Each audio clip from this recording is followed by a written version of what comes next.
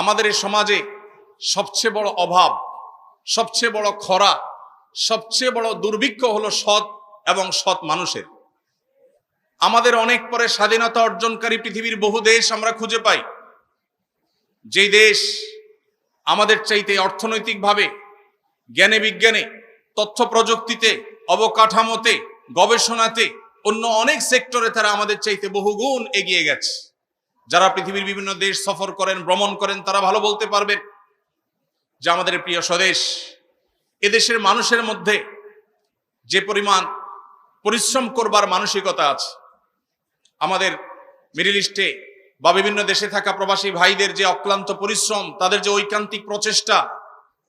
সেগুলো দেখলে দিনের আলো মতো পরিষ্কার হয় যে এদেশের মানুষ পরিশ্রম করে সচ্ছলতা এবং সমৃদ্ধি আনার জন্য চেষ্টা করতে চায়। দুর্ভাগ্যজনক বাস্তবতা,